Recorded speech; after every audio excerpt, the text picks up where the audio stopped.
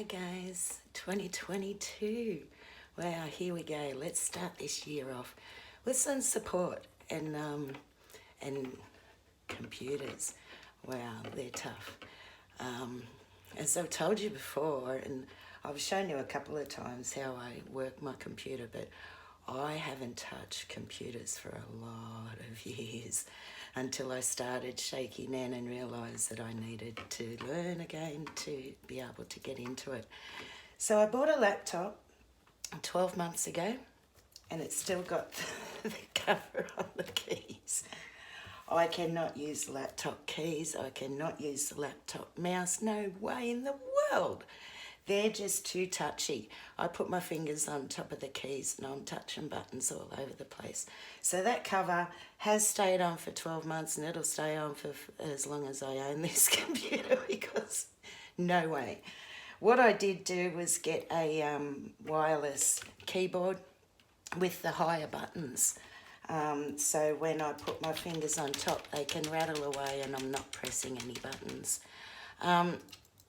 One thing I did find, don't do anything. One thing I did find was my desk chair has a lot to do with everything I do. If I've got my chair up the highest, I'm sort of reaching down to the buttons where I like to have my hands stable under my boobs, sorry guys. And if I try and rest my hands down, it's pushing my shoulders down to get my arms where I need them and makes it feel really uncomfortable. So I push the chair down a bit till I'm comfortable, till I can put my hands onto the keys. They're not rattling everywhere. That is my comfortable position. It's all about how high my chair is, I find. Now, I also found that when I do that, I was rubbing against the side of the desk all the time. So I went up to the workshop and I found some hard pipe, which is good because I rest my palms on that. I can put my hands down onto the keys. They are still tremering, but they're not rattling all over the place and pressing buttons. Same with the mouse. I've got a mouse pad with a raised up bit of pad there. So I put my wrist onto the hard pipe. So it's not, because some people said maybe a pull noodle would work, but that may be, you may be able to squish that down. It may not have the support that I found in this hard pipe. So I put my wrist on there, my palm onto there, and then I can grab the mouse. It's not shaking around. Now guys, one thing I just learned while I was sitting here setting all this up, see how my Facebook icon here is lit up? I've clicked it once. Now if you have real trouble with clicking twice, look what I just learned. Enter. So click it once, light up that icon, press enter, and it takes you into it. So you don't have to keep double clicking. You learn something new every day, isn't that amazing? You probably all knew that, but I didn't.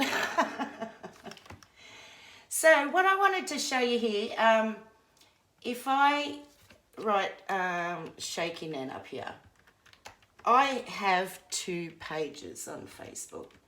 I don't know why it's set up like that, but the personal blog has a picture of my handwriting when I wrote the alphabet in Essential Tremor, probably this time last year. I'll have to do another handwriting one again soon. So that, and it's got personal blog under it. That is the one I do my lives on.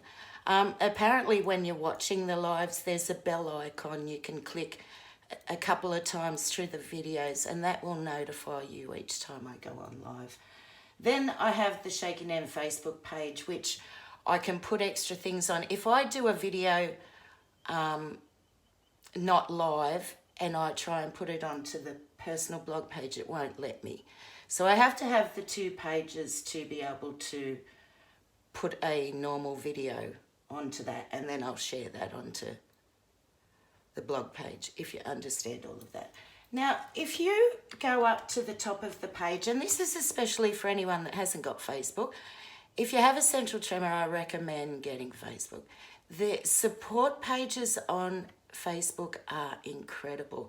I have learnt so much. Like, I've had ET all my life and I tell you all the time, I do not research, never have. I know only how I live with it, and that is my story to you guys. I, don't like looking up the medical jargon and all that because I can't understand it. I get two big words, I'm lost, I forget the whole page. I can't get past those two big medical words, and that's me done.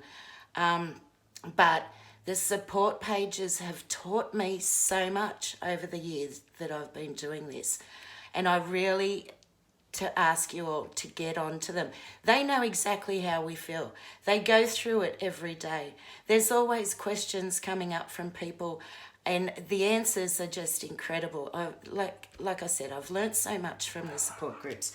So all you have to do up the top of the page, now I've got this all twisted because I'm trying to show you. If you write in essential tremor, now I only have to write ESS, but there are so many support group guys.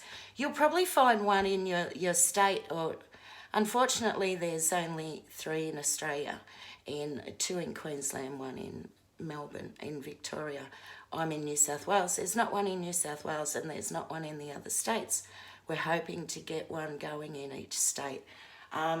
If you are thinking of getting a support group going, contact the IETF, the International Essential Tremor Foundation in Kansas. They will help you. They have support group packages and how to set up a support group and how you can learn to be a support group leader if you want to set something up if you don't think there's anything around you. And I'm telling you guys, when I started this, I didn't think there was anyone around me apart from the people in my family that have it.